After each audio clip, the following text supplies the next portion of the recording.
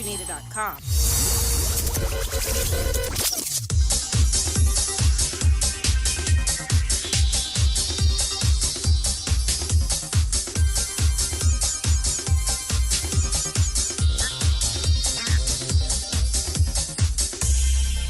Stay up to date with all that's happening with the new national party, NNP. Send us a message via text or WhatsApp on 405-8683 with your name, email, and constituency. Stay in the know with NNP. Get updated. My enemies' walls are bound to crumble, and to the floor their spears will fall.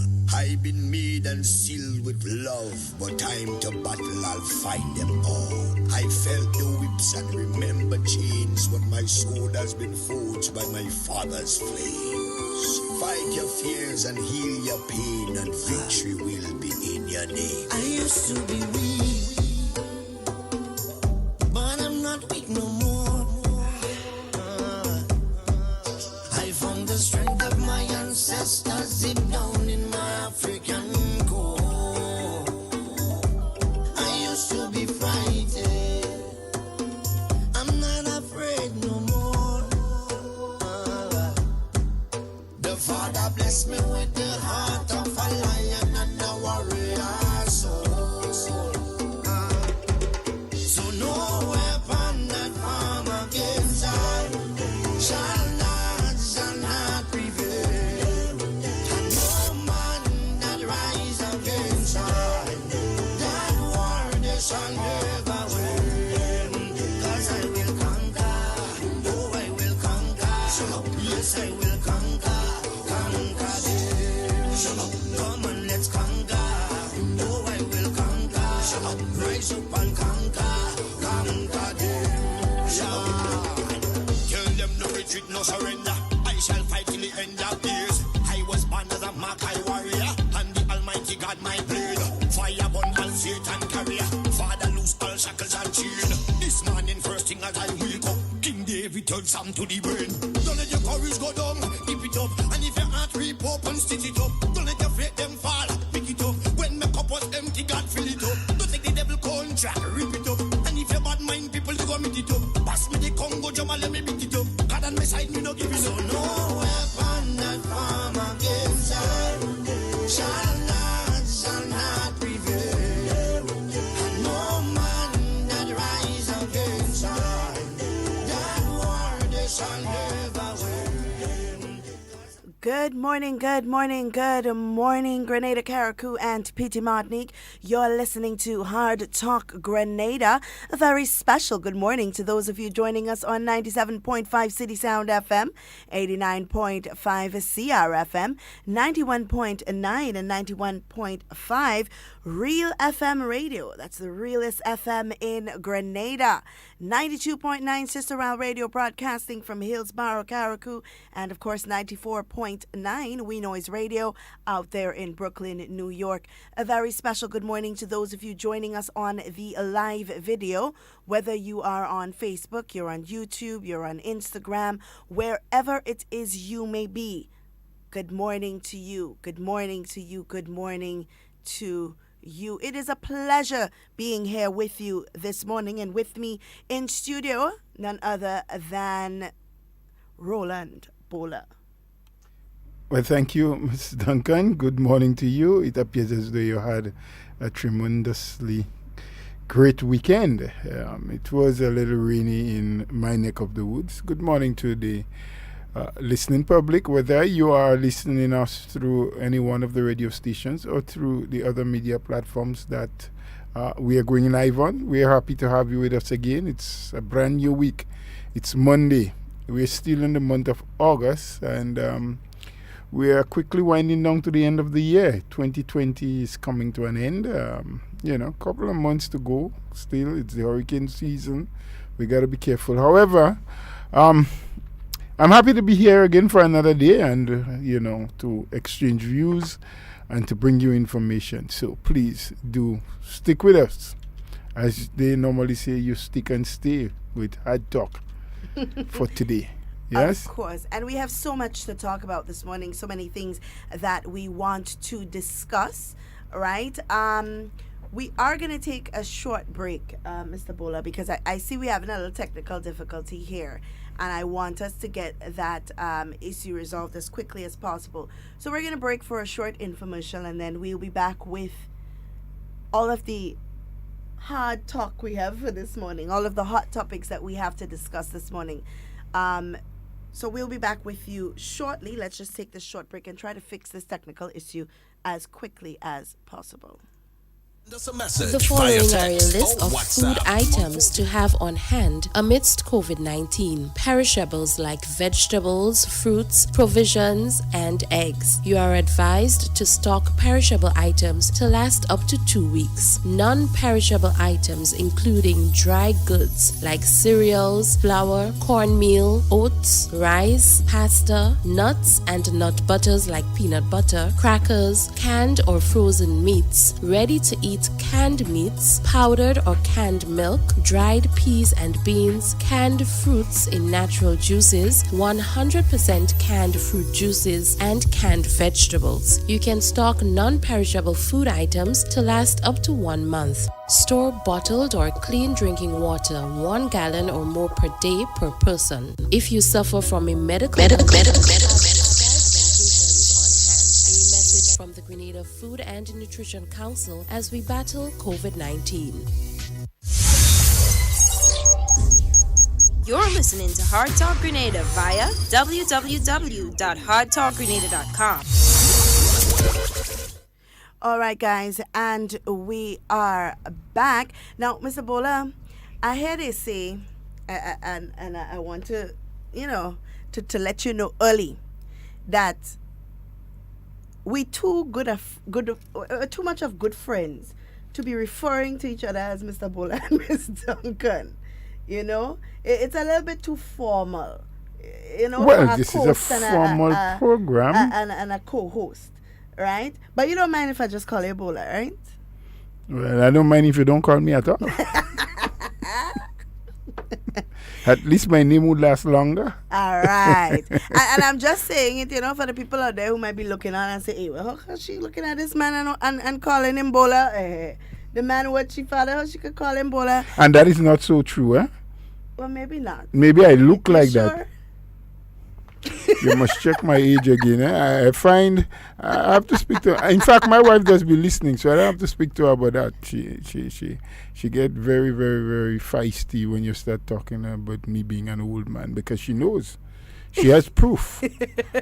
But I never said you were an old man, eh? All right. Anyway, as someone who I respect, say, let's don't go there. Let's not go there. Yeah. And on that note, we must inform our listeners and viewers, and we'll inform you as the program goes along, that our Honorable Prime Minister, he will be addressing the nation tonight, actually, at 8 p.m. So we're asking all of you to tune in to listen. We will carry it here live. I believe it's being carried live on GIS and some of the other local radio and TV stations. So we encourage you to listen, to hear what's going on. He will be speaking about the economy, the effects of COVID-19 on the economy. And as we spoke about last week, Mr. Bola, I had to try and get away from this Mr. Bola thing, right? As we spoke about last week,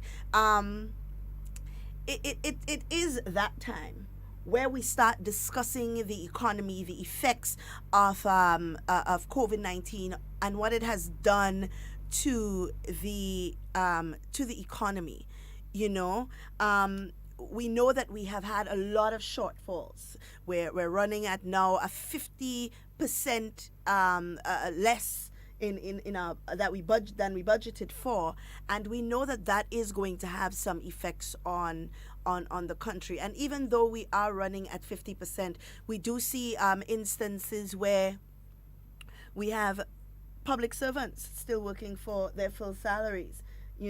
We have instances where important things need to be done. Social programs still need to continue.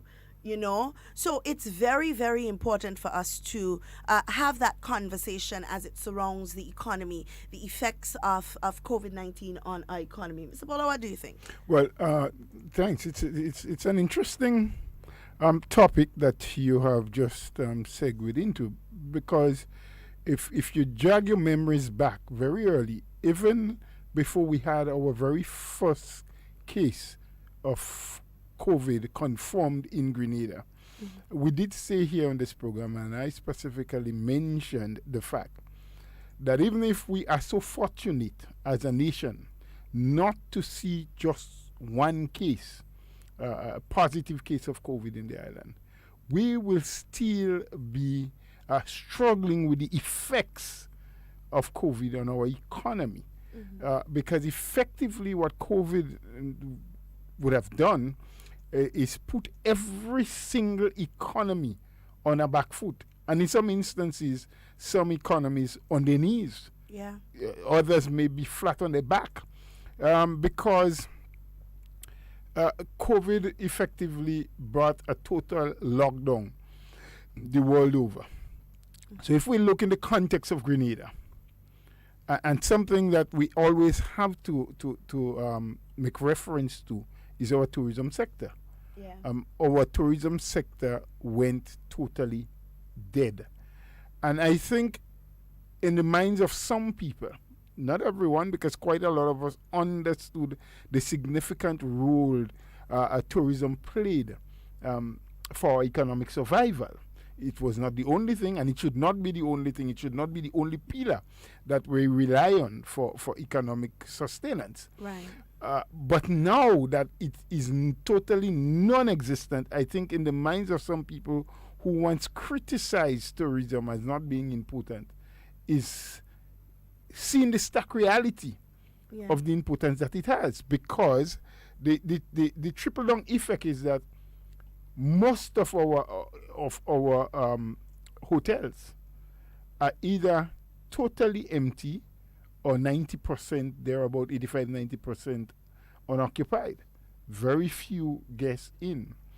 Our yacht clubs or places where the yachts would anchor that had once a thriving business, bars and restaurants and so, that was operating to provide meals and other goodies for the passengers and sailors on those yachts.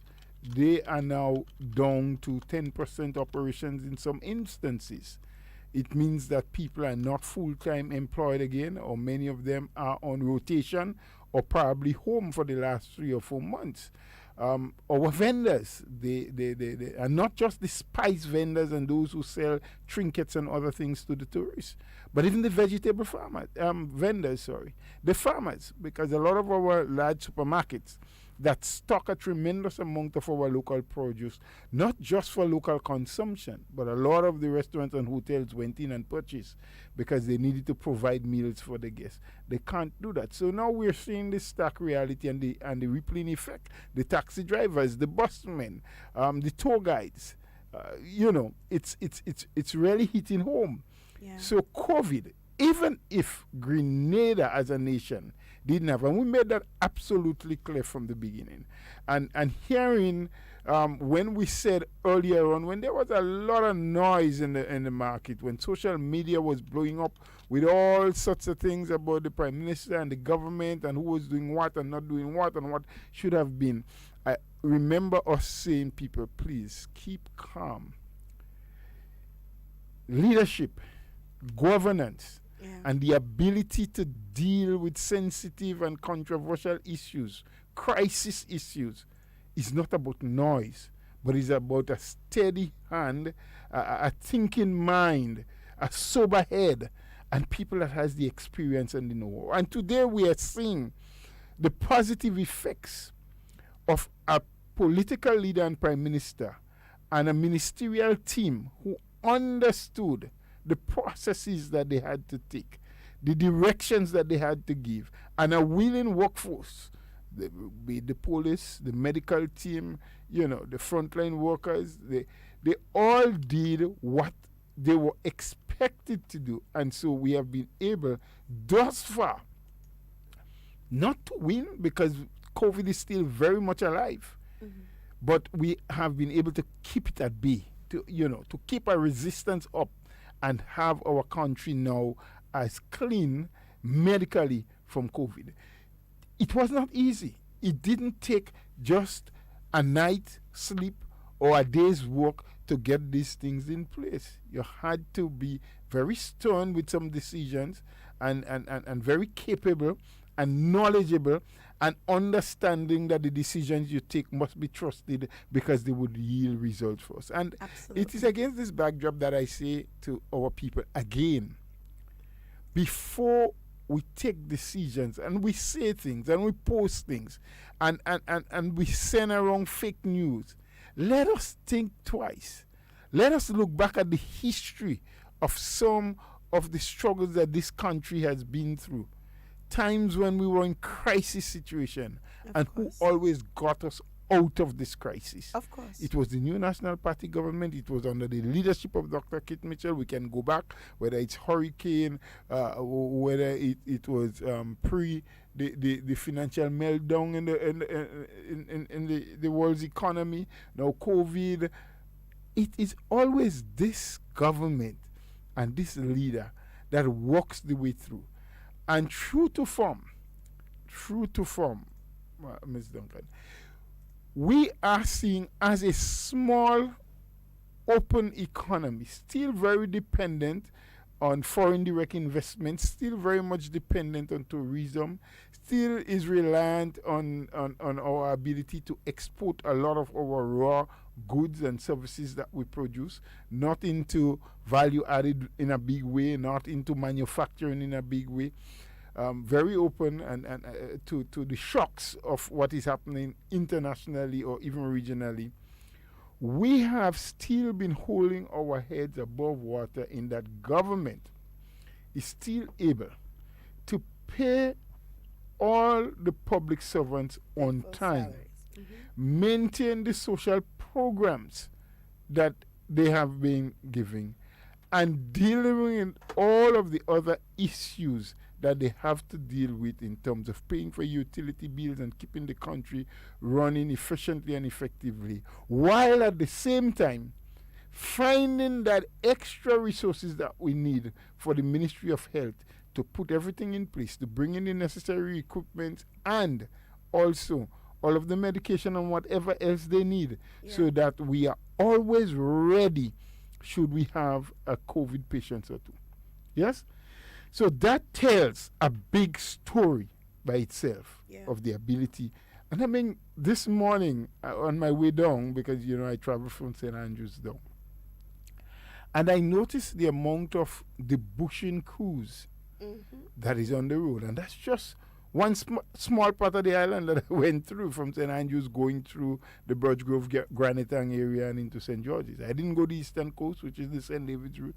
I didn't go the Western Coast, meaning St. Patrick's, St. Mark's, St. John's, and the western side of the parish of St. George.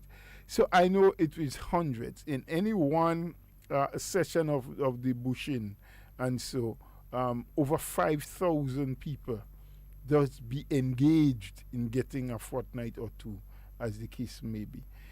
Another commitment of this government to take care of its marginalized people, the poor and vulnerable. There was just not some time ago, just over the issue of Carnival and the postponement and the bills and what have you, when there were some people trying to push that propaganda, push the narrative that this is a government that don't care about the poor and suffering people, the marginalized, those who live on the edge of society, and all they cared about was people who are high and mighty, those who are aristocrats, so to speak.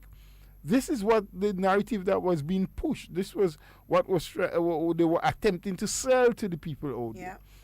Testament is now, even in the hardest economic time, when the government has made it absolutely clear, and hopefully in tonight's address, the Honorable Prime Minister, who incidentally is the Minister for Finance, I believe, may be able to go more in depth to explain even better to the Grenadian public the serious nature of the shortfall in revenue collection. 50 or less than 50% in some cases. What that means in reality is the expectation that the government had based on its budget that they read at the end of last year. And let's just use $1,000 as an example. To take care of all its needs and to take care of all that government has to do on a day-to-day basis, the expectation was that they will collect $1,000 at the end of every month. Now, due to COVID and the downturn in the economy and the lack of economic activities or the limited amount of economic activities, the government is now collecting $500, but still has to take care of all of the basic needs because the revenue intake has decreased. Correspondingly, the expenses did not decrease. In fact, I think the expenses would have even grown. They would have expanded. Because with the health situation and COVID, and remember, with all the preparation and spending on COVID or COVID-related issues, it did not take away all the other health problems that we had before, you know. Absolutely. Doesn't mean that people still don't suffer with cancer and don't want dialysis treatment and high blood pressure and diabetes and all of the other common illnesses that there isn't emergency for accidents and, you know, people who have fainted. The ambulances still have to go from place to place to do the rudimental or regular things that they were doing. So COVID is an added burden, an added expense to the government and the people of Grenada. But this government is proving to you that they are not shaken. It's not that they are happy for it. I think most of us in Grenada, if not all of us, and probably the region and throughout the world, would wish as of this moment that something can happen to just blow COVID away forever. All of us, you know, not just a vaccine, you know, but some miraculous act. And the world, you know, it's like in the early days in the Bible when there were plagues, and you know, and Christ was walking the earth and he was able to heal people, the lepers, and so say, go wash yourself in the Jordan River, and they were cleansed. You know, most of us would hope that some miraculous act like that, the showers of rain will just come down and it will cleanse all the COVID patients the world over, and we can get back to our normal way of living and doing business and not having, because it is really a massive problem that the world has to deal with. And these are some of the reasons why I am yet to understand why there are people among us. And I am not now just talking about a few innocent young people who, some of them in some instances, doesn't even have an idea of what they're doing and why they're doing what. I'm leveling this one to those who are pretending, playing snake in the grass, lifting the heads when the young people are wrong and saying, look, you must retaliate, you must demonstrate, your human rights is what they want to trample upon. They want to take away rights and freedom from you. Don't let it happen. And then pull the head back. And when they see officials to say, oh, you're doing a good job, man. You know, we support you. Yeah. But you don't hear them call out the wrongdoing in society. Not true. for one moment would you see them go on a program or on the Facebook page or somewhere and say, look, what is happening now we can't tolerate. We should not be doing that. Speak as an official voice in a leadership capacity to the young people that have been led astray, because you can't do it because you are the same one that is encouraging them to behave as they're behaving. They will call you out instantly as a hypocrite because you're saying on one side of your mouth, don't let the government take your rights, freedom, and liberty away from you.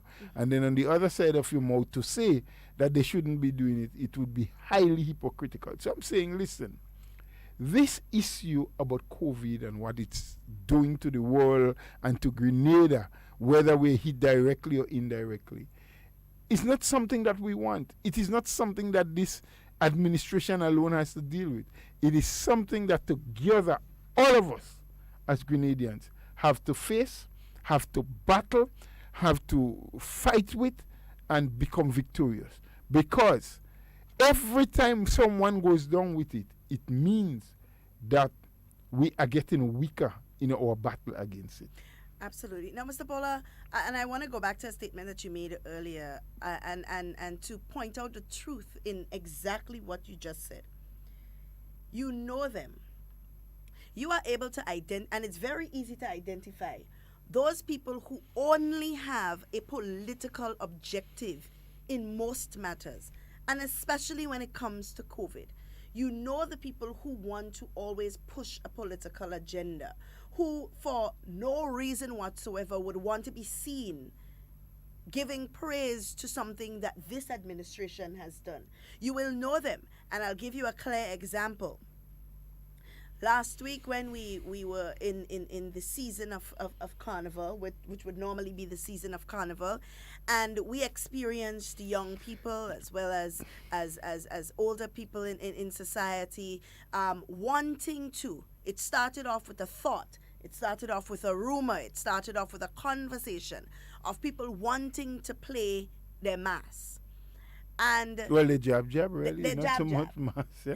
And I remember very clearly listening and looking for some of these same people who the week before that were very vocal on social media about the rights of young people, and young people must stand up for what is good and stand up for what is right in society. And I looked and I listened, Mr. Bola, to hear them say, please let better judgment prevail. Please listen to what the authorities are saying, because it is for the best reason, or it's for our safety. I listened, Mr. Bola, and The all silence I heard was deafening. was crickets. Nothing. Deafening not a word. silence, yeah? Deafening silence. And I looked at this situation and I shook my head and I said, just look at this. Even the young people, Mr. Bola, who claim to not have any political objective or affiliation or anything like that, who just want to see the country do better. I think they're the youths of 2030 or something, so they call themselves, who took to the front to the parliament, to the front of Parliament building with placards talking about the bill needs to be retracted and their rights and freedoms were being taken away from them and all of that. I looked for them. I looked for their voices. I looked for them to stand up and say, let better judgment prevail. The silence was deafening there too. And it just tells me, Mr. Bola, it shows me that these are people, and you know them, you see them, and you don't hear them when they need to be heard. When it is an issue, when they need to say, okay, we agree with, and they don't even need to say that they agree with it, all they need to say is, let better judgment prevail, or this is in our best interest, or this is the reason why. These are just the things they need to say. You do not hear them. But as soon as something comes up that could give them a little bit of political mileage or a little political leverage, or where they can use the emotions of the people to get where they want to be politically, their voices are resounding. You hear them loud and clear. They take to social media and they're up in arms, and you're seeing a live video pop up here and a live video pop up there, and you see a press conference here and a press conference there, and then you see a letter from the editor in the newspaper, and you see all of these things. But when it actually matters, when there is no politics involved or no political leverage to be gained, you hear nothing from them. And these are the things, Mr. Bola, that gives me unrest in the night. And I'll tell you why. Because when you breed this kind of society, when you breed this kind of culture that allows people to be defiant, and you sit in the back and clap your hands and big grin and you're knocking glass because yes, stand up against the government. Stand up against them. They're too wicked. But you know what they're doing is actually in the best interest of the people. And you wouldn't say to the people, you wouldn't say to your followers, listen, we understand where they are coming from. And while we may not agree with everything that they say and everything that they do, at least this time, we can see. Because when you allow your people to be defiant, guess what? Governments come, governments go. You will be inheriting a defiant system that you created. And then guess what's going to happen? 5 years pass, and you're trying to fix a system you break. And then after 5 years, you're going to go back to the people on a platform and say, well, give us 5 more years. We didn't have time. Like in 2008, when your platform was simply to jail Dr. Mitchell and jail Gregory Bowen. That was what your message was. So you spent 5 years doing that. And then after that 5 years, when the people had to suffer through something that they were not even responsible for, you're asking them for 5 more years. You ain't do nothing in the 5 years, but ride off of the same structures that you tried to pull down. You know, talking about free barrels and free books and building of the Grenville bus terminus and the Parliament building, you know. And these are not things. Where were the social programs? Where were the programs to help the people of the nation? Where were these things? These are things you cannot boast about because you spent so much time on a vendetta that you forgot that when you get into office, it's not for your personal vendetta or to fulfill that, but to work for the people.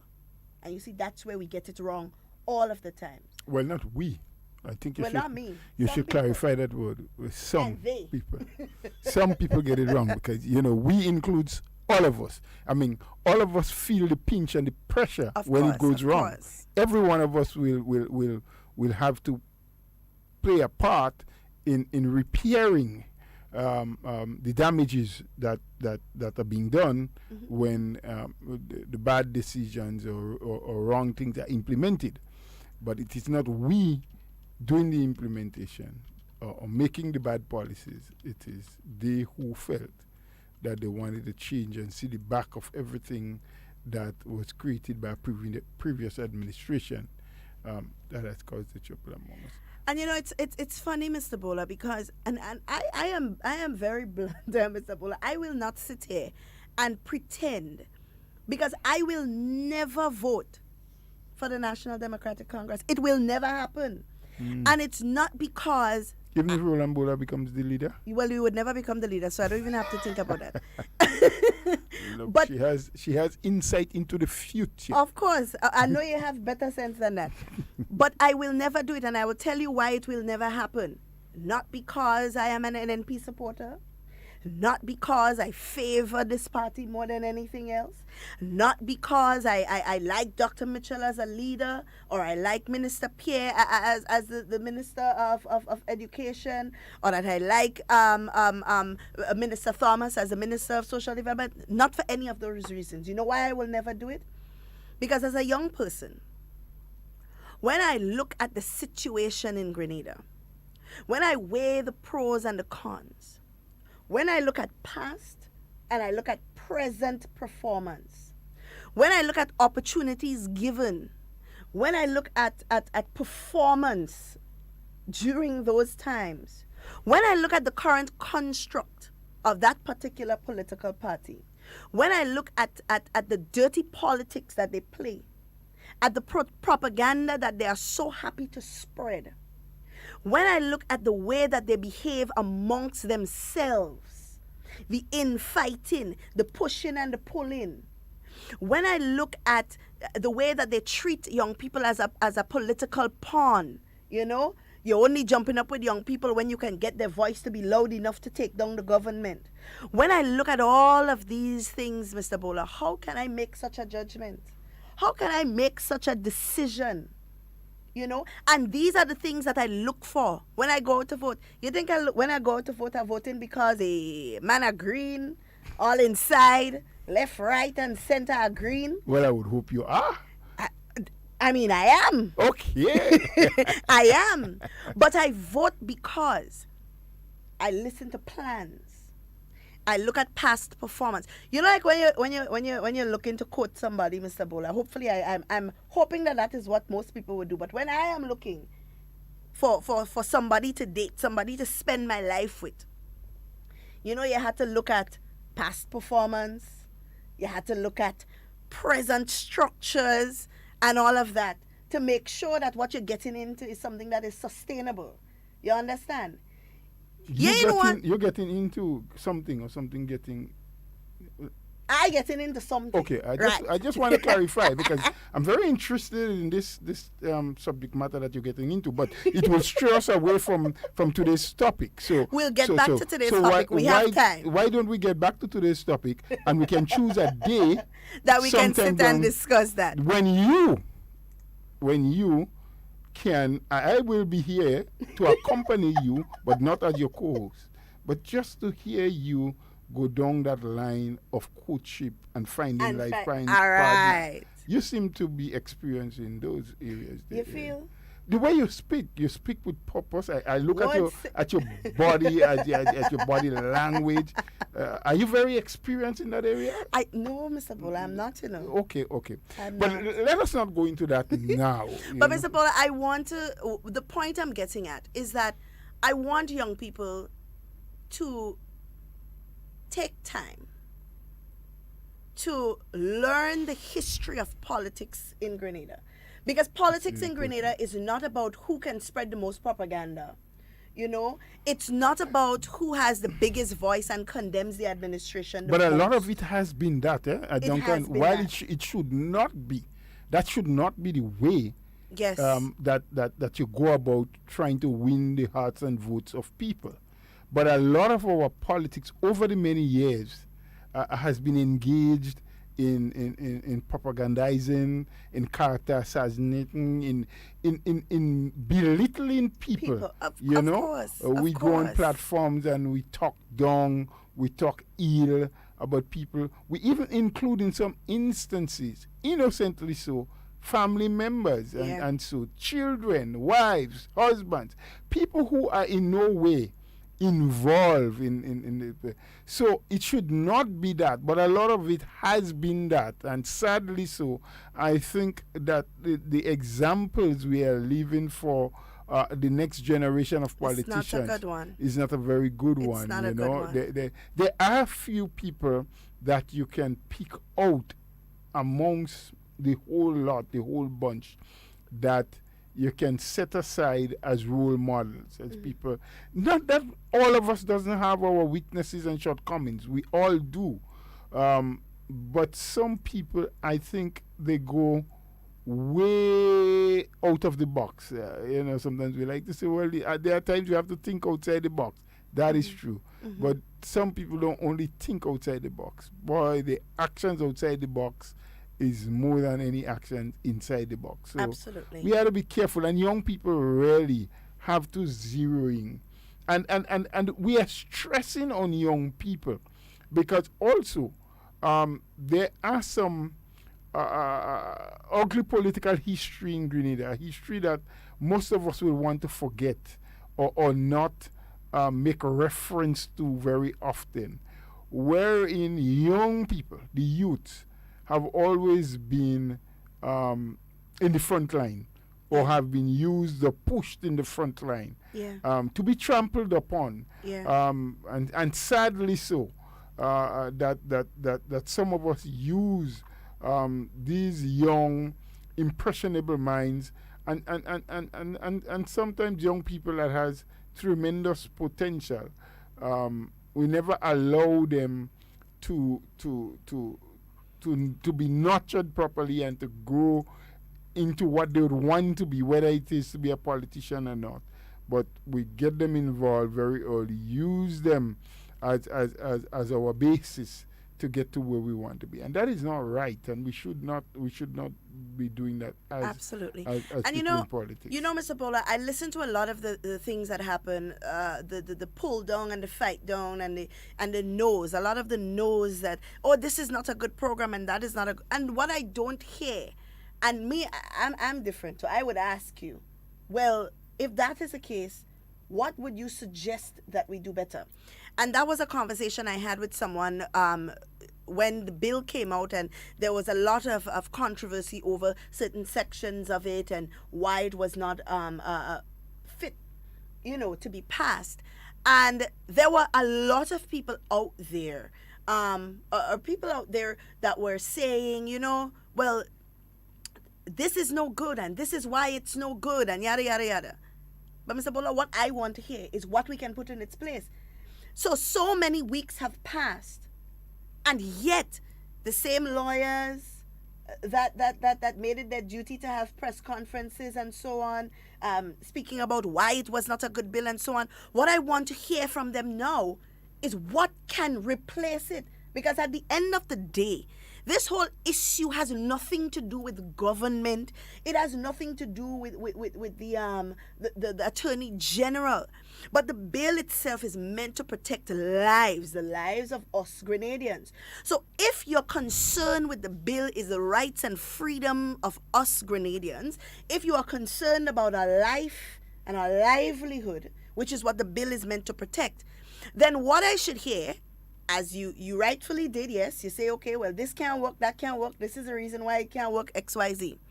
What I'm hoping to hear now from these same people is what can work and why it can work and what can be put into place. You see, it's so easy to say no to something. It's so easy to pull something apart, to pull out all the nuts and bolts and all of that in it, To tear it apart. It's easy to do that. But can you rebuild on the foundation from which it was laid? Can you say no to the general public? Listen, this is what the bill is meant to do. So maybe this should go instead of this, and that should go instead of that. That is what I have not heard. I hear people throwing around, oh, well, they should take that and throw it away, take that bill and put it in the bin and all sorts of nonsense. I am yet to hear, what will you do better? And it leads me to believe, Mr. Bola, that these people that you are hearing now, if they were to ever get an opportunity to be in government, well, that is it first now. Well, maybe. Because there are no plans. That is it first. I'm not sure. But along the lines that you're talking, only over the weekend we noticed that Trinidad and Tobago, our neighbors right to the south, 25 minutes airplane ride from Morris Bishop International to the Carriacou International. They have instituted now another lockdown. They're back into lockdown phase. They're back into curfew and indoors and so. And there are a lot of protocols that they have revised. No more than 5 people in a grouping, 10 people to funeral, baptism, weddings. Everything now has been streamlined and laid out. But quite interesting is that one of the things... And I want you to hold that thought, because we have a call on the line and I don't want to miss that call. Hello, good morning. Good morning to you. Hi, good morning. How are you? Good morning to your co-host. Good morning. Good morning to the diplomat. How are you doing, sir? Quiet, You're getting better at it, Well, I'm trying. I'll tell you, listen, I could listen to you for the whole day. Okay. Trust me. You're so rich in your thinking. And I can't hesitate to tell you this. And maybe if you had a bunch like yourself, from top to bottom, yes, I believe our country will be fantastic. Well, maybe we do have. We probably just have not come together as yet. Okay. That's as yet. Yeah. Mm-hmm. But we need that as of maybe yesterday, 40 years ago. Okay? I don't disagree with you. No, I'm very serious, because everything that you said, sir, I don't know if I hope they have the tape, and that could be placed into a booklet. Because what you say, are you there? Yeah, we're listening you. What you are saying there, it's so true and so correct. If we are to go forward, there isn't any single thing that you said there this morning that anybody can take to develop. Yeah. Everything you said is true. But here's my problem, sir. Tell us. You said leadership. You said we have to do things methodically. Mm-hmm. And it's not about liking or don't liking. It's about doing what is right. I remember a few years ago that we were doing what you call a national park on the Las Vegas, which is the very place that they build in the hotel now. And I was there on the front line. It is a group outside of the immediate vicinity that was doing that there. And we did every single thing. The whole beach was thoroughly clean, including the pond area. As a matter of fact, I went one step too much and I filled up a drain that was placed across the road by the landowner. And he didn't put it back because he knew it would be trouble there.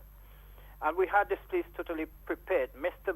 McIntyre, Charles McIntyre, my old boss, and Mr. Chufuk of the Beer Factory came there and they asked, where do you want us to put the facilities? We say we want a bath facilities and a change facilities. Where do you want us to put that? The two companies would single-handedly take care of those facilities. It would be expensive then. They would do that. But you know something? Leadership again. Our leadership at the time, which was, I don't want to call name, but Monjalou. Yeah. I was there with him and we had a pledge to build St. David's. And I said, could we forward a petition to the government to have the land, the road area that the gentleman was claiming and the pond that we wanted to save? And he said, wait, we can't do that, wait a while. I said, look, I came here, and you know my style to build. And if I'm going to come here to clean up beach every day, we finish doing all the cutlass and all underbrushing, and we're not going to move to the next stage, I will go. And he said, no, hold on still. Well, I gave them another Saturday, and I said, if it didn't happen by the next Saturday, I'm off. And it didn't happen the next Saturday, and I was off. And then it was flop. However, before it happened, we had a big bash with about 5,000 persons there. The Prime Minister was there on two occasions. That's where I got the biggest chicken leg. We enjoyed ourselves. But the Prime Minister made a pledge. He asked a question to Mr. White, to the particular person. Who is this person that every time I come here and see him, he say, well, this is that person. He say, well, you're lucky, sir. He said, I'm going to put some money there. The Prime Minister, the present Prime Minister then, said, I will put some money here to ensure that this thing reached where it was supposed to go. It's a national park. Now, the people in the villagers in the vicinity never helped. I left, and the project flopped. Everybody walked out because I was the live wire. It remained there until now that somebody come to invest on the area. And what I'm hearing now, it touched me very much. Because behind the scenes, over the years, I had been single-handedly working with all agencies to ensure that parish St. David's is taken care of. And now I am seeing it happen before my eyes. And a group of the very people is trying to turn that back. I know it's spelled doom for us. I know that. And that's the reason why it hurts me very much to hear what I heard in the news. And these people were there when I was trying to do something. They turned it back. Turned their back on it. And now they're trying to do the same thing again. I am saying to everybody, listen, me, sir, in my way of managing, my way of developing, concept, planning, and development. It is not about saying everything that you have to say to do the most important thing. It is planning, concept, planning and execution. Nothing stands in my way in doing those things in the interest of the citizens of this land. And I leave that with you on your host. And I say, sir, hats off to you. Continue thinking the way you're thinking. But I wish we had you down here. So help me to do what I intend to do. I'm in Grenada and I'm always willing to help from my country. But thank you too for your thank you too for your contribution. We appreciate, and we hope that we will continue. We can continue the dialogue, but most importantly, Thank you. Have a great day. that yes, you can get some things done. Yeah. All right. And guys, we are going to open the lines at this point. I'm not sure if I said it before, but we are going to open the lines at this point. Remember, the number to call is 440-7377. If you are calling locally, if you're in the diaspora and you want to contribute to the conversation, the number to call is 347-329-3101. We also take WhatsApp and WhatsApp calls and messages as well at 440-7377. Now, Mr. Bola, we came here with the intention of talking development, and I know sometimes, you know, when a topic speaks to you, you have to speak about it, you know. And I really want to appeal to young people, because I'll tell you, there is a full-on forceful attempt to get young people to rise up against government. I'm seeing it happening, and I want to appeal to young people. Use wisdom. You know, ask pertinent questions. Educate yourself on the things that are happening in your country so that you can make valuable contribution to these kind of conversations. It's very easy to appeal to someone's emotion and get an emotional response out of them, which is what has been happening over the past few weeks. You have a lot of people telling you how you should feel about an issue. And then when it is all said and done and properly explained and broken down for you, then you understand. And then everybody gets quiet. Nobody comes back and say, okay, well, now I understand what is happening. Everybody just gets quiet. And it's business as usual. Until another issue pops up. Until another issue pops up.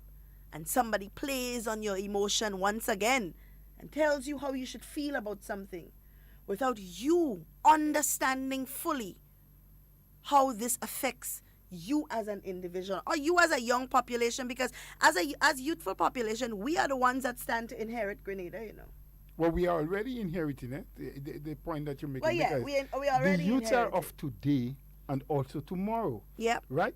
People like myself and others, which you always make reference to, we are already at the top of the hill and going down on the other side, right? The youths are the ones, whatever we do, what we have put in, they are already inheriting it. And I hope for their sake and for the benefit of our country, more of us who are at a senior and advanced state will want to do more positive things than things that will affect them negatively. And right? we should aim for a better future for ourselves, but also the legacy that we want to leave as young people for the generation that will inherit this country from us must be a good legacy. You know, I always hear people saying we are the country of conflict. Grenada is the country of conflict. Well, I think it was called Isles of Conflict at one time, conceptual You know, and different. But that doesn't mean that we and are that is a past. confrontational people. But it does not mean also, Mr. Bola, that this must become our present and our future. You know, it doesn't mean that everything we do must now become confrontational and an issue and call for a protest and call for aggressive action. Time is changing. And as we move into the modern world, we must find better ways to deal with certain situations. So that when the generation that inherits Grenada from us looks back, they ain't gonna say, hey, well, we had a revolution and then we had another revolution. Well, I feel it's a revolution we should have too, you know. It must never be that kind of conversation. We must always be looking for ways in which we can help build and develop our country. And it's our right to speak up, you know, because we are the ones that are inheriting and stand to inherit, and our children stand to inherit from us this country. You see, Ms. Duncan, there's just a word that you've used there that I want to jump in just to give 2 or 3 scenarios of clarification. Now, you talk about a revolution and have another revolution. And it may become necessary to have several revolutions to bring about the change that we want. But the revolutions that we're speaking about must not be armed conflict. Right. Must not be an uprising with weapons, with guns and ammunitions, and the running of one leader to take over. It must not be a coup, so to speak. But we have to revolutionize things sometimes. We have to take bold decisions and be positive and forward thinking in our approach. And the young people are the ones that are expected to lead that charge and that revolution. Of course. Right? But in doing so, they must go through a serious thought process. Yep. Right? They must do a lot of analyzing. They must be very analytical. Because sometimes we feel we're young and energetic and it is now our time.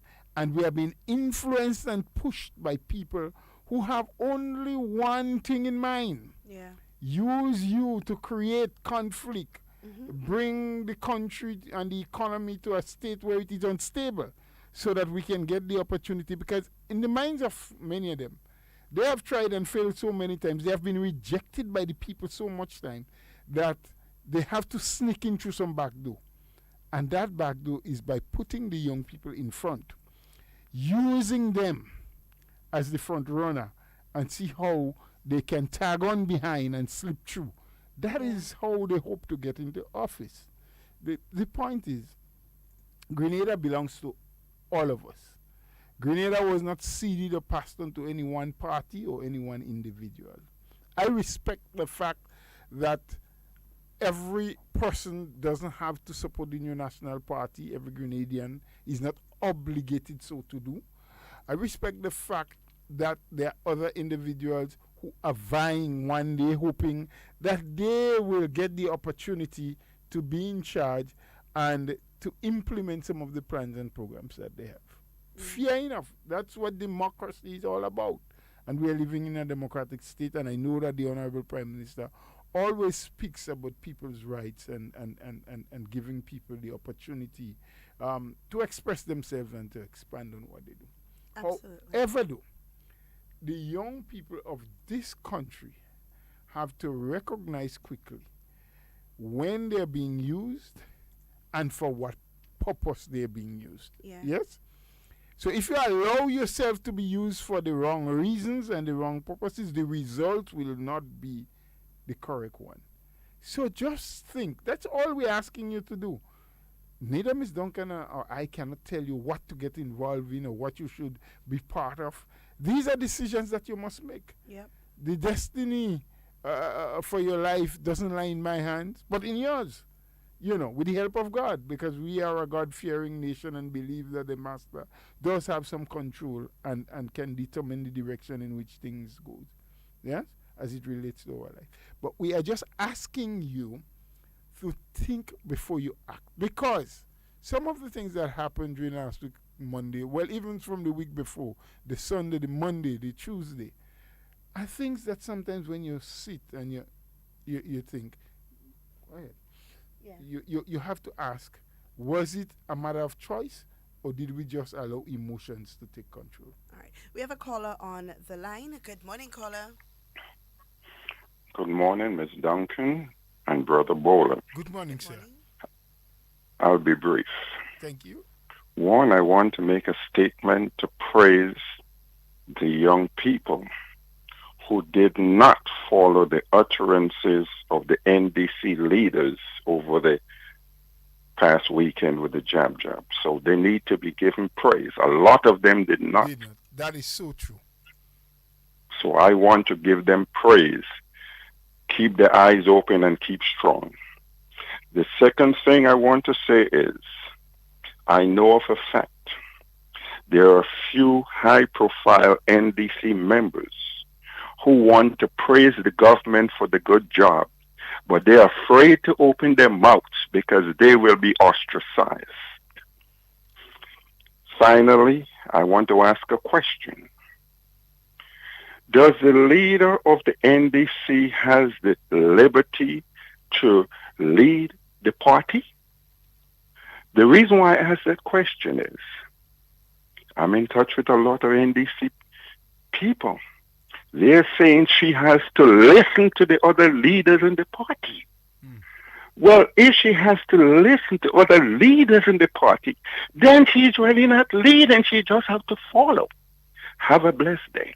Thank you, thank you, right, sir. thank you so much for your You know, this contribution. this caller probably have very special sources of getting information. We have another caller on the line, Accept or Mr. deny. Bowman. Yes. Good morning, Mr. caller. Bola. Hi, good morning. Mr. Bola, Mr. Uncle. Good I want the morning. young people of Greater Carriacou and Peter Martin to remember in 2008 to 2013, when NDC came in government, or when came in office, what did they do to them? Remember the Imani workers, what they said? They would not send them none. What they sent them, every one of them. Yes. I very inhumane to see that the treatment that young people face under NDC while in government. Because some of the young people that they go in farms, they take out things, right, to just better the living condition. And what happened? Some of the farms had to come back and take it back because of what the NDC government did to them. So people, yes, you could forgive, but please don't forget. Remember what the NDC administration did to the young people of Greater Carriacou and Peter Martin. They make their lives so miserable. And in the 2013 election, the same government, NDP government presently, that had to reinstate them back to that program. So you see that different in two parties, with one that care and one who don't care. And what you find the Democrat NDC doing, they're trying to use the young people to do their dirty work. Well, they will not send the children to do it, but they use other people's children. And if you love your children, right, and you want the children to go down the right path, you should always also love other people's children. Love them and encourage them to do what is right. And Mr. Bola, you see, in 2008, 2013, what was the growth? It was always negative growth. And so what happened presently right now? NDC cannot speak nothing for it always speaking negative things. But under NMP, you have a government that have positive growth. And presently, what you find happening now, nobody presently sent home. The government still paying them the full salary every month. They don't get it late. So people must remember what is going on. Yes, there are pandemic outside there. We have to be careful. We have to protect our family. But when people encourage you to do what they want you to do, but they're protecting the family, these people don't care. So I want to say to the people of Greater Carriacou and Peter Martin, this government love them and want to protect their life. So take it and do what is right. All right, thank you. Have a wonderful conversation. Thank you so much for your contribution. Thank you. caller. Thank you very much. I just want to say one last thing before we close on this issue, because there's so much that can be said and should be said about the young people of this country and how we need to continue to work with them and encourage them, because even some of those who participated and behaved in a defiant way, I don't think that generally they are bad people, you know. I don't want to say that. I don't want to put them down as bad.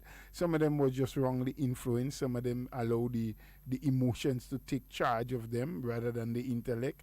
And so they went down a track that they should not have gone.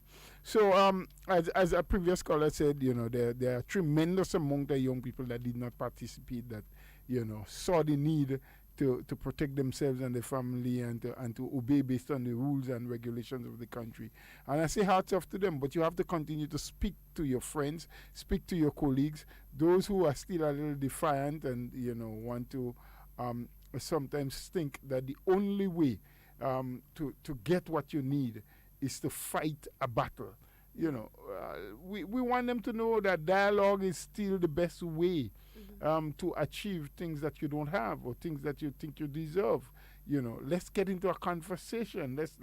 Let's dialogue. There are a lot of avenues that are open up, and I know pretty soon, and maybe I can just mention it here, that it's been worked upon, that there are going to be, I think, 2 or 3 sessions where some young people from every constituency will be chosen to have that meeting, not interpersonal and face-to-face, I think through the virtually with the political leader, probably the Minister for Youth. I don't know who else will be there.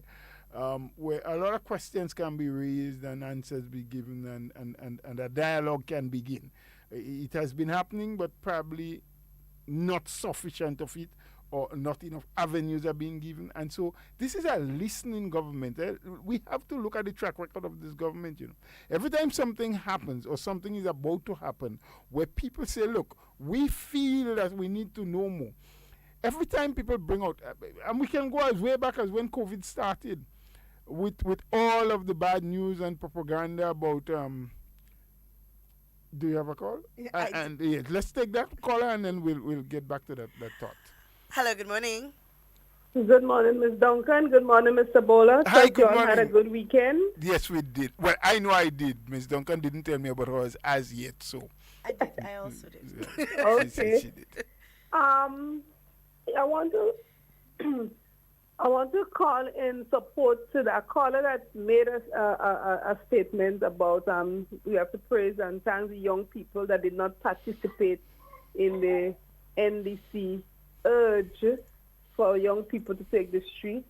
And also what I want to support him about is the fact that Ms. Bernadine, I have noticed, and I've been saying that for a while now, they're just using her just like they use Brother Tillman as, a figurehead so that people with credibility, so people will say, okay, yes, they have a good leader. But I could remember one session in Parliament where Brother Tillman was going to make a statement to the press, and one of the member of the party, I don't know if he was a lead, if he also is a leader, said to him, don't say another word. Senator Glenwell at the time, and we knew that. How could you be so disrespectful? And then now they want to talk about Dr. Mitchell. But if you go back to how they're doing, look at what Miss Bernadine displayed the other day on the program with when she and the PRO Claudette and PRO Claudette had, look at the behavior. So what are we expecting from there? If people are looking on and they are listening, if they look at it, something went on there. teaching them, so this is what I'm going to say today, and then you all have a blessed day. Well, we thank you for your contribution, as per usual, straight to the point. It's clear to see, and that's why we keep saying to the young people, listen, look, think before you act. Don't just move based on emotions and let people rile you up and so. And just do things. I was about to make the point about all the fake news that we've been having. Remember, since before COVID started, about the government brought Chinese here to bring corona, and after it was explained, people recognized that nothing like that was the truth. Our first case came from, I think, England or wherever, not a Chinese person in Grenada, or I have not known of a Chinese national anywhere in this sub-region that was the first to bring or even have contacted, I think, the coronavirus. Well, look, the issue with the market, when the government decided that they had to do the repairs and renovation and upgrading of the market and thought that with the lockdown it was the best opportunity, let's use it now. They went on a rampage and have protesting in the street. You have the vendors protesting in the street and doing, when the whole issue was explained and the people were met with, and look at today, look at what you're having, look at what you're seeing, the final product will be like. And so sometimes that's why we say, listen, count to 10 before you take action. Everybody jump up about a bill that's going to take away your liberty and rights because a few people tell you to do that. Look at what is happening in Trinidad. One next don't ever know. They are legislating that you must wear a mask, and if you don't, you will be charged. It's there. Which is what we are trying to do here. Which is exactly, we want to be proactive. Yeah. And then just mentioning the lady named Ms. Franca Bernadine as a leader of a political party that hopes to get into power, will stand up and say, oh, but we don't have no COVID, what you do, what you want. Come on, you need to have foresight. Yeah. You need to think way ahead. Be prepared. If Grenada wasn't prepared and we didn't have the medical team and things in place, when we had our first few cases that came, we could have been in greater problems. Yeah. This Very is true. a government that is concerned about your life, about your health and your well-being. Granted that we have some shortcomings, granted that there are mistakes being made, granted that at times they probably doesn't consult sufficiently or get the information out in a timely manner. But tell me, I challenge any one of them to come up and say, what are the plans and programs that this government have implemented before or intends to implement that are going to take away the rights and freedom of the people of Grenada, Carriacou, and Petit Martinique? Yeah. And you know, it's funny, Mr. Bola, because you hear them talking about youths and their passion for the young people, and nothing is being done. But if you ask them, what are the programs that are in place now? How many young people have you encouraged to participate in some of these programs? You know, aside from pulling down government and pulling down the things that government is putting in place, you don't hear them on things that they agree on. When something is good, you don't hear them at all. They're silent like a lamb. When they can't poke a hole in it, you just don't hear about it.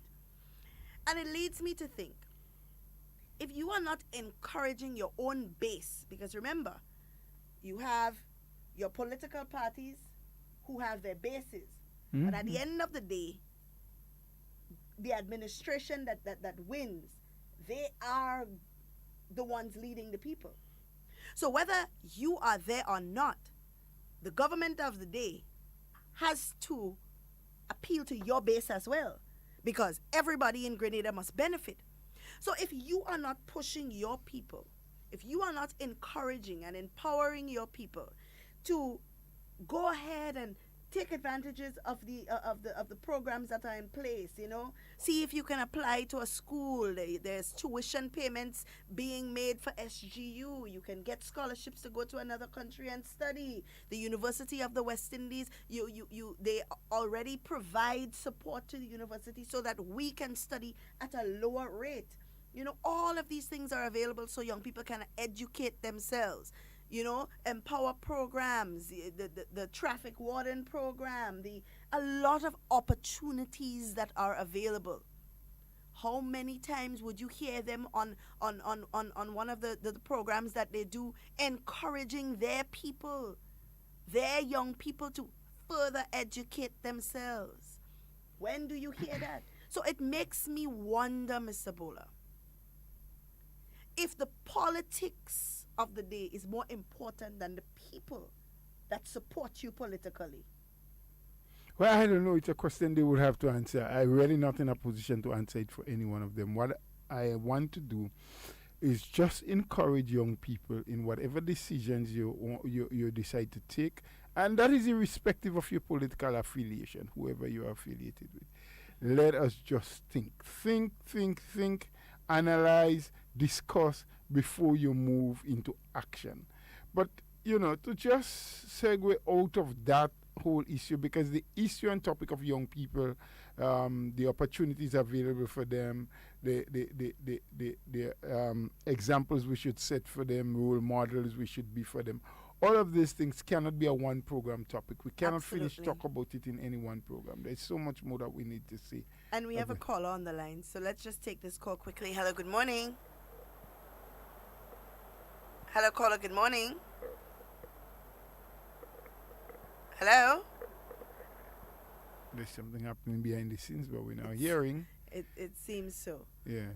You know, but Mr. Bola, on the topic of the market, I want us to go back there quickly because I want people to understand that even in the state that we are in economically as a result of COVID, government is still able to say, listen, the vendors need to work. The market needs to open. The situation needs to improve within the market because the protocols the physical situation, because the protocols still have to be met. You know, you still have to sanitize, still have to wash your hands, still have to social distance, regardless. So in doing all of this, they still have to find the money. I remember we were running at 50%, you know, and now have to add an additional $3.1 million to the 1.5 that they had budgeted for this year. So we're looking at $4.6 million in upgrades. We're looking at tiling of floors. We're looking at external sinks. We're looking at refurbishment of the buildings itself. You know, painting, cleaning, installation of fans. You know, you're counting all those things, and it brings my mind back to something quickly that we have so much going for us in this country that we don't realize how well things are done. Not that we have to take mediocrity and accept it. We should always demand the best, the top of the line, you know, the most efficient. That's what we should always strive for. But in striving for it, we don't have to be disrespectful in the way we do it. We don't have to, you know, be quarrelsome. There's always negotiations and as we say, use diplomacy and the whole issue of dialogue. But I've been to places like Nigeria, which is oil rich, which has, I mean, the wealth that these countries possess compared to us. Kenya, you know, compared to Grenada. What is the market like? What is the vegetable market like? And I wouldn't want that for Grenada in any way, shape, or form. And you go into the capital, and you see people are on the bare dirt with some, you know, wrong wood covered with little tents and, you know, covering that. Nothing of the standard and quality. You almost feel ashamed to see where they have to sell the produce all day in the hot sun. By no means am I suggesting that we should accept something like that in Grenada. I'm just saying that with our difficulties and shortcomings, we are still leaps and bounds ahead of some major international countries that have far more resources than us. While we always, I agree, have to strive for betterment, strive for the best, want to have the top of the line. So I say kudos to the government. My only thing about it, I'd said so, and I'm just going to repeat it for what it's worth, and for those behind who are going to be doing anything, to take note of it, is that we must communicate with the people that will be affected with whatever we're going to do on a timely basis. You know, the communication must be direct, it must be timely, we must ensure that it is simplified enough so they have a thorough understanding. Because all of the nonsense that happened with the demonstration and placards and so, there was no need for it, because what was going to happen was bringing greater benefit, better sanity, a safer place for doing your business for the vendors. But I don't think that the communication lines were clear enough, and people did not get the information on a timely basis, so that they allowed those who had other agendas to use them to get there. But Ms. Duncan, I think we need to move to talk a little bit about something that happened in Parliament last week. Okay, and before we do that, let's just take this call quickly. Hello, good morning. Good morning. Hi, good morning. Yeah, how are you? We're good. Yeah, good morning to you and Mr. Bola. Good morning, sir. I've been waiting endlessly to get you on this program. Yeah, I don't know if you want to call it that we tried a while ago and we didn't hear anything. Okay. Or maybe it was you. We pressed well, not we, but Miss Duncan, and we were just hearing some little startling noise at the background, but nothing from you. But sorry about that. Those things happen. Maybe the rain. But I must refer to the first caller that called. No, you're not. I must refer to the first caller that called. Refer to. I thought you said you are. The compliments and the praises. Yes. Yeah, I want to join him. I think the program is a very useful program. You all been sharing a lot of information and giving your views and opinions. Yes. And being very balanced, in my opinion, in my view. But Miss Duncan raised something a bit earlier on. Hello? Yeah, we hear you. And in terms of people following the crowd, and especially the young people who are being misled, and senior people as well, it amazes me when you ask people to justify the action, for example, taking part in the demonstration, or saying all sorts of things on the street corners, all about. And when you ask them, what are you really protesting about? What? Tell me what aspect of the bill that you have problems with. Tell me. They cannot tell you anything. Yeah. Nothing. I mean, all they are doing is just parroting. And it is very unfortunate.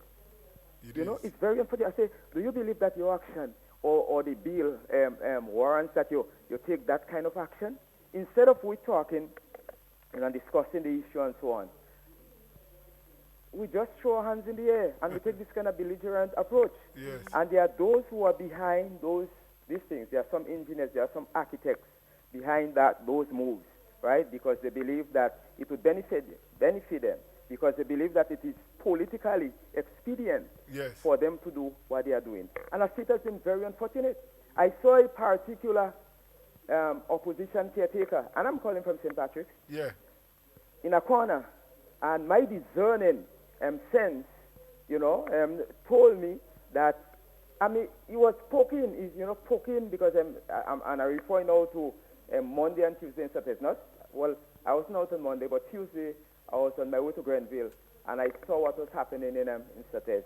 And really and truly, I mean, I couldn't find words to describe what I saw, because I saw some young people, young women, they had their children with them, young children, about 5, 6, 7 years old, were part of the whole thing. In fact, I was going to Grenville, and I even get spoiled with one of them, one of the young son of a young child, a girl, who came and she was sitting close to me. When I got home and I look at my jersey, part of it, and I look at the kind of behavior. that it was not a situation where we were expecting by situation. Okay, so you say there should be no carnival. It was a situation where an act of parliament, the both houses, right, approved an act, right? So it became law. So Carnival 2020 was cancelled, and people in defiance. I don't know what we wanted to prove to the world, to prove to maybe to others and to the world. Is that the kind of showcase we'll want to have? Yeah. And those who are behind that, and the main opposition party, and I'm just not talking from the blues, I'm talking from having evidence, from knowing that, believe that they could strive, they could ride on that wave. They have no plan, no really concrete plan for the country in terms of taking the country forward, in my opinion. Because I haven't heard anything concrete coming from them. All they do, they criticize, they condemn, they object. And that's it. One of the main things we have to change in this country, and I keep saying that over and over, I say that to my household most of the time, because most of my children are still young people. And unless we change mindset, we're in trouble. We need to get our people to change our thinking, our mindset, and that dependency. And not only that, but the opposition is the one also poking that. So while on the one hand they are criticizing the government for accusing the government of handouts, giving handouts, on the other hand, they are keeping people confined. They are keeping people in captivity. People are cocooned into believing that, well, somebody is responsible for everything, and they confine themselves, they keep themselves in prison instead of trying to get up and get help. I said to one of my daughters who is home with me, because she graduated about 2.5 years ago from SU, she did business, and I said, so you see what's going on. So unless somebody else call you for a job, unless somebody else could provide for a job for you, what happens? So we have to sometimes invoke the creativity, the inventive quality or nature of us, of our people, of our young people. I mean, I don't know. Sometimes I cannot find words to describe it. A lot of things that are happening in the country, so far, well, okay, they may not have the resources, for example, the financial resources, but you're coming from school, graduating from college, maybe university, and coming and depending on somebody else to provide a job. Instead of maybe these people coming together, these minds, creative minds, or these qualified minds, as they would say. But if you are qualified, you should be able to get things done or do something. So, I don't know. But my request, my admonition is that our people should come together and listen to positive thinking, not the kind of negative, because the negative cannot and will not help us. And then we repeat a lot of things of the past. Yes, we would have made mistakes in the past. The government would have made mistakes in the past. But we cannot live in the past. Yeah. We cannot live in the past, right? And we have to now decide the way forward, right? So I am saying to my people, do not be carried away by these people, and not just the politicians, I have seen the behavior of some members of the Grenada Bar Association, and they are pretending and they are trying to make the people believe that they are defending their interests. So when they talk about human rights, violation of the rights, individual rights, and they cry in them dictatorship and a set of nonsense and so on, I wonder whose interests are they seeking? What I'm seeing is that, so they are promoting or poking lawlessness so that that's business for them. So that when these young people are in court regularly, that is their kind of business. Instead of you trying to ask people to protect themselves, I was watching that video where these lawyers were not social distancing or physical distancing and not wearing any face covering. I said, there's no COVID in there. You don't see us, and that kind of behavior. But let me give somebody else a chance. But I'm saying it is my hope that our young people are not carried away. So what you're doing, that program, would help a lot in imparting and sharing information so people would be informed rather than just moving on impulsive, on impulse. Yeah. And being carried away and being parroting. To me, I see it as a shame and as an embarrassment that I'm protesting against something, and when I'm asked, what am I protesting against, I cannot explain. Yeah. Thanks. You're welcome, brother. Thank you for your sharing. We appreciate that. I think the gentleman was quite clear, Similar call to what we have been making, think first, open your minds. You say a mindset change is what we need. Some people, minds are being changed, but for negative things, what we really need is to have people thinking along positive lines and, becoming more innovative in what they do. He did make mention, which is something I just want to refer to, about young people graduating, having business knowledge and so, but not the resources. Someone once said that you don't need resources to start anything. What you need is a good idea that is workable and the ability to convince those that have the money that your idea can We have work. another caller on the line. Good morning. Good morning. Hi, good morning. Good morning, Ms. Duncan. Good morning. Good morning, Mr. Bowler. Good morning to you, sir. Yeah, well, I must indeed say that this program is so enlightening and it is so topical of the current issues that are taking place in our country. Yes. And therefore, we must be cognizant of the fact that whilst opposition is very healthy for democracy, but when an opposition does not contribute to the development of our country, that is an opposition we must be aware of because of the fact. You see, this morning I want to compliment the Prime Minister in his capacity as Minister of National Security, because what had happened over the last few weeks, if we had a hot-headed Minister of National Security, we would have been singing a different song today, Mr. Bowler, Mr. Duncan. I quite agree. I have lived through many moons. And earlier on, I was on my way home and I heard Ms. Duncan say that we are always referred to Grenada as the island of conflict. Yeah, island of conflict. And we had many conflicts, many conflicts. And we take from the Federal Rebellion right down the line, and we see how our young people has been affected by the decisions and the erratic decisions they have taken. Let us look at a few examples. We look at 1973, the protesting nurses, how they marched up the Ministry of Health. They were suspended. Many court battles. We look at Bloody Sunday, in Grenville, because coming out from Simoon with all the enthusiasm of the young people, and the Gary government must resign now, and that ended up in a bloodbath. We see again the Committee of 22, who did not want independence after Gary. We see what that led to. I'm saying all this to say, Mr. Bola, I want our young people not to test our security forces. Do not put your security forces under the test. They could be very tolerant, and at the same time, they could get on the other side of the fence when you behave in a manner that is not lawful for our country. Today, we are enjoying one of the most peaceful and tranquil times in our country. Our economy is moving.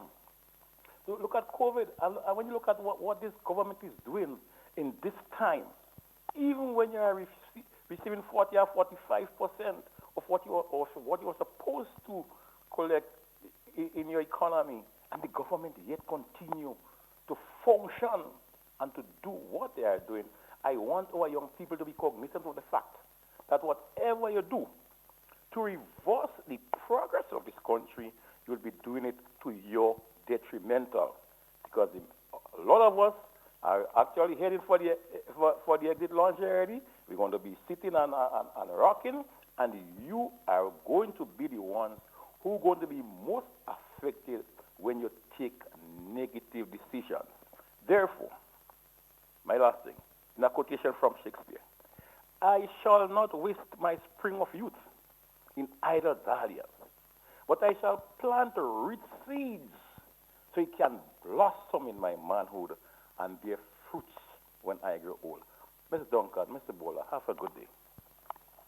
What a way to finish what you're doing, brave. But as per usual, plant rich seeds. And when we say to the young people, think for a while before you act.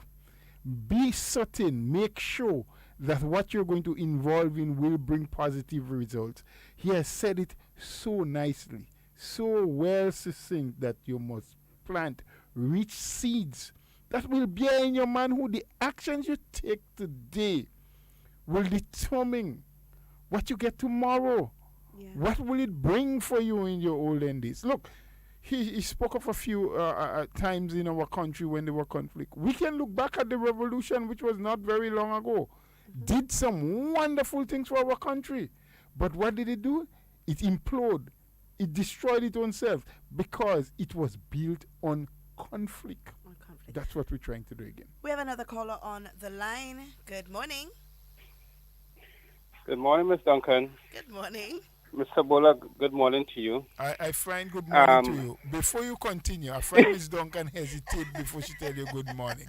I mean, don't if I she hesitates. Yes, as though she wanted to say something else. No, you don't have to say it on air, but you could call me 5 minutes and let me know what's going on. That's between us. Well, nothing going on. Okay. Anyhow, for me personally, the NDC is an non-issue. I know Sister Franca like to stay home and bake and stuff, so her concern in my mind is not the country. But what I want to ask, I thought we had a lot of political leaders and a lot of political parties in Grenada. Now, why aren't they not saying anything? Because I'm not hearing them, and everybody talking about NDC. Well, we don't even know if NDC even alive still. You know, it maybe just it's like NDC lie down by Lacroix in the coffin, just waiting to go in the hole. Yeah. Or they in the hole already, just waiting to cover up. Okay. But the other leaders, and I know in that last election you had a few young people who headed political parties. I'm not sure if they are alive, if they're deaf, if they're listening, if they're blind, or if they can see. Because I think if they also want to make an impression politically, they need to come out and speak. Come out and say something. Don't just sit quiet, and after the 5 years up, then you want to come out as if you're so caring for the people and so caring for the country. That's going to make them look foolish in my mind. And again, I know it was mentioned before, but I want Grenadians to pay attention that from today, Trinidad is back on a 28 days lockdown. We know that people jump up in the carnival last week or week before, and you were happy. Now, I want us to remember that the National Democratic Congress always, they're there, and they have seen themselves as only to oppose. I remember coming up to the last election, they would have gotten a spot on GBN, on the radio. And everything, you never hear them say what plans they have for the country. But all they was fighting down is Keith and NDC, Keith and NDC, Keith and like maybe when they go to sleep, that's what they're saying too. I mean, Keith and NMP. That's all they fight. That's all they're talking about. You have to, if they want to lead, forget about NMP. Think about the people. I mean, you can get in there and then you make a mess of the whole thing, as what we see happen not too long ago. 2008, they did it. That's right. And they couldn't even find money to pay salaries. And another thing, somebody said something a while ago, and I just want to bring that back to us. When the teachers was demonstrating not too long ago, over 90% of the teachers had no idea what it was demonstrating for. All they know, demonstrate. They say we're going to demonstrate. And the union say we're going to demonstrate, so we come out and we demonstrate. They have no idea why they was demonstrating, what is the facts behind the thing, but they just come out and they join the bandwagon. And I think that as Grenadians, we should be very careful. Listen, ask questions. If you don't want to ask questions yet, sit down and wait. Don't just jump in and make a fool of yourself. We have to do better than that. We're in a position to do better than that. We have the ability. Let's use it. Yeah. Thank you so much. Yes, and have a special good day to you, Ms. Duncan. Thank you. Take care. Even though my day ain't getting no special mention, it will be special. Thank you very much All right, for your contribution. Okay. All right. Thank you so much for your contribution.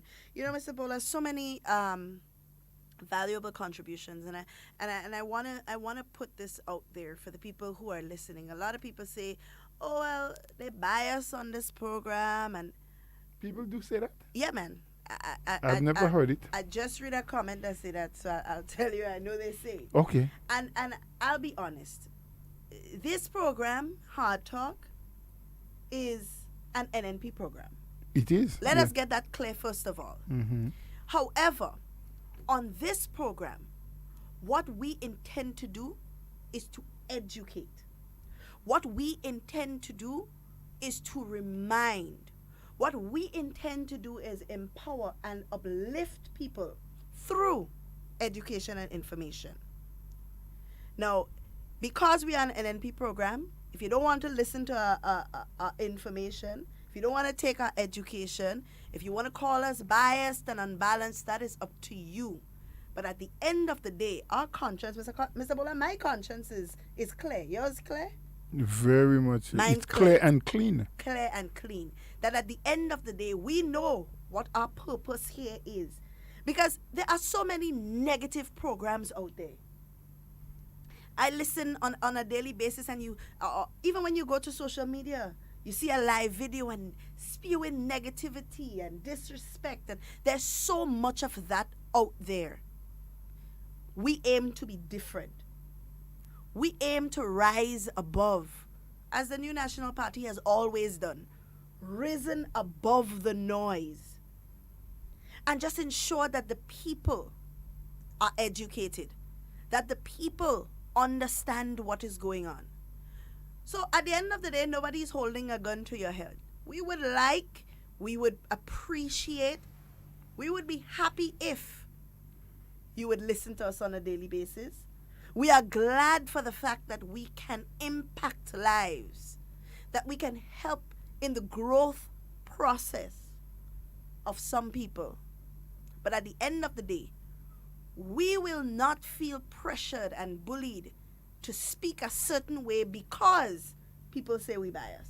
No, we're not. And we welcome those comments too, you know. Mm-hmm. It's all right. I mean, that's freedom, that's democracy. The thing is, you're just labeling us with a stamp that is not fitted for us. There's so many other programs that you can put that stamp on. Yeah. You know, talking about biasness and programs that are aimed only to destroy people's character and tell untruths about them. We don't come here and speak no untruth.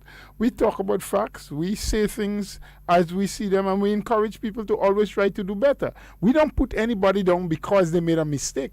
As we said, the young people, some of them who participated in last week's activities, some of them didn't even know what they were doing. Some of them were influenced by other people. Some of them just heard the drum beat and they followed. We're saying to them, look, the fact that you made that mistake, which could be very detrimental, which can affect the country and its economy. I mean, take for example, if 50 people, 100 people, out of all this activity that took place last week, really contracted the disease and got sick, and our hospital and our medical personnel had to take care of them, had to bring them on ventilators and so, we would be at dire straits as a country. I mean, the U.S., who is 100-fold much more powerful and economically capable than Grenada is struggling to take care of the number of patients they have.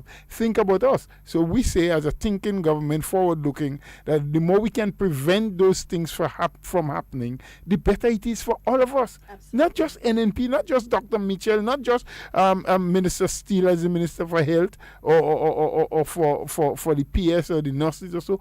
It's for the entire Grenadian population, because the resources that would have to be spent to take care of people who come down with COVID and to get tests and to get ventilators and oxygen and all of those things and have isolated rooms, those same scarce needed resources could have been spent on giving more scholarship for SGU, could have been spent on bringing in more equipment for the very same hospital that has to deal with a lot of other things. Could have been used to repair a piece of road, to build a new piece, to housing materials to repair, or to start preparing roads and bringing in the other infrastructure, because we still have 1,000 houses to build that the Chinese are providing for us. We need to provide the land and the road and bring in the electricity and the water. They do the building. So it is not over. So sometimes we cannot be so narrow-minded in our thinking. The path that we use to think and to see things must not just be tunnel vision. We have to open up our imagination and see what's happening around us. Yeah. This country has to move and has to take off, and it has. But you have some people who want to stagnate the progress, want to stagnate the movement forward, and they're using these unsuspected minds and young people to do it, to bring to the forefront. You know, and somebody mentioned praises to Dr. Mitchell as Minister for National Security. I didn't mention that because that's a whole new topic that I don't want to go into. Because with all of the foolishness that happened with the parliament passing laws and so, you know, the police could have acted differently. Yeah. Yes? But it took wisdom. It took leadership to say, listen, you know what that will bring us into? Riot. You know? Police against people, people against the police, and a little conflict break out in Guava, and one in Sotes, one in St. Andrews, one in St. George, you know, in Grandance, in St. David's, and all over the islands you have stones and cutlass and bullets and guns and what have you. What are we? We are not the West Bank.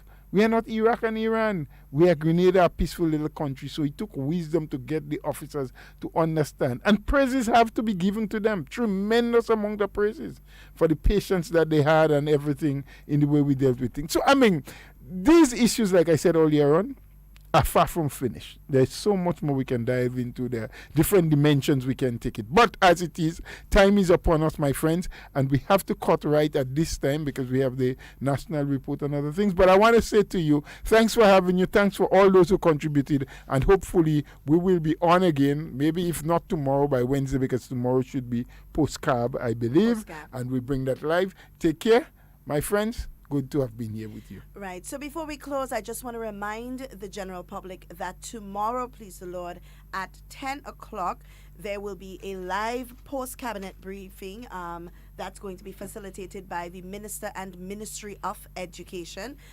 Tonight at 8 o'clock, we have the national address by our Honorable Prime Minister. So please keep those two things in mind. And of course, we know we have some inclement weather coming our way. So for those of you who know you normally flooded out or whatever it is, you want to keep those things in mind. Mr. Bola, what today is Monday? Mr. Bola, what is Wednesday? What is Wednesday? Yes. Or what is happening? What date is Wednesday? I'm not sure. And what's happening on Wednesday? I think it's your birthday from what you have said some time ago, so I expect cake and ice cream. I expect cake and ice cream. And I expect cake and ice cream when you get from wherever you expect. We'll see what happens. I hear We'll you. see what happens. So, guys, it's always a pleasure being here with you. Like we say here every day, in whatever you say and whatever you do, be safe, be secure. We always want to be talking with you. I don't ever want to be talking about you. Please do enjoy the remainder of your day, guys, and stay tuned for the national report.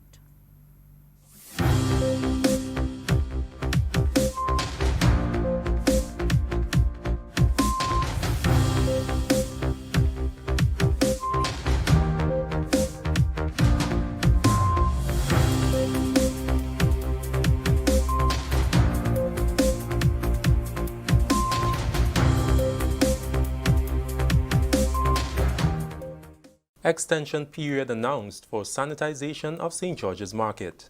Details to this story and more in the National Report.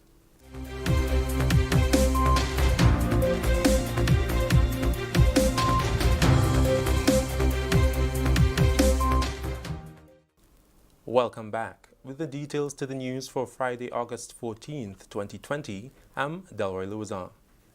The Ministry of Infrastructure Development and Implementation has announced an extension period for the sanitization of the St. George's Market.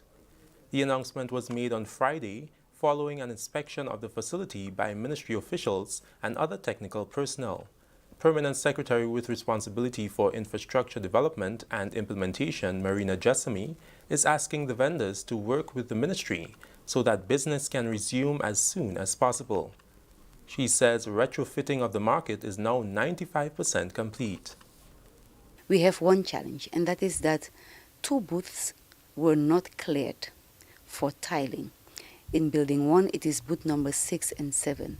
And I want to take this opportunity to call on the owners of booth number 6 and 7 to use this weekend to clear the goods from this area so that the contractor can finalize the tiling. We have seen that the painting is well advanced, the cleaning of the louvers is well advanced, and also the painting of Building 2 was completed.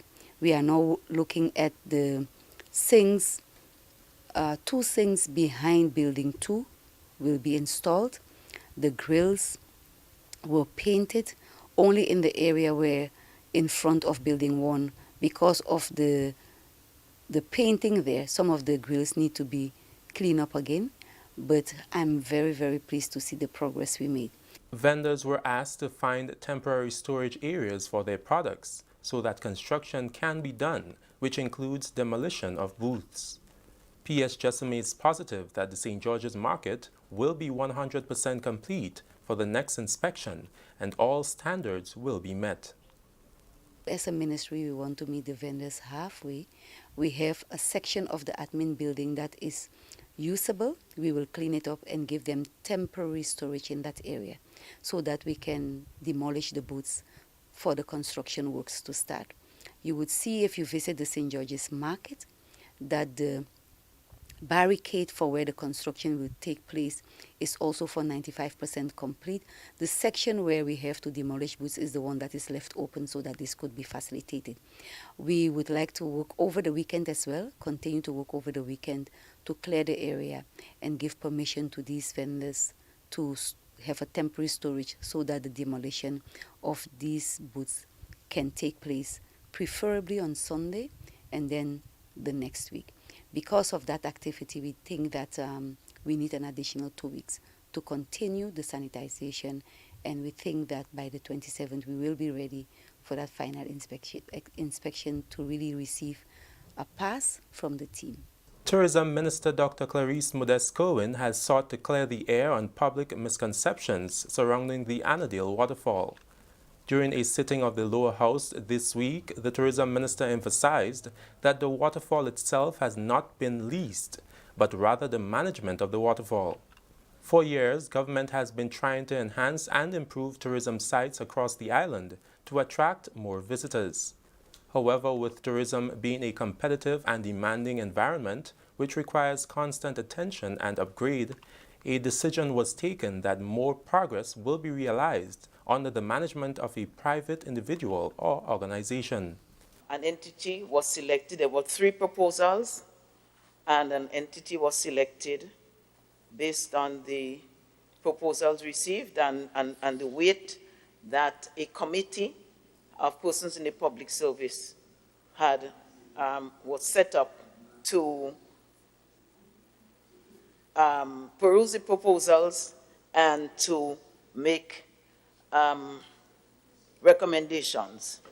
And so, therefore, that entity, which is a couple called Fiona, and Zaire Hamid, these are Grenadians, young Grenadians with much experience beyond their years in the tourism industry, who came up with a very, very good proposal to improve, especially to add new experiences to the Annandale area.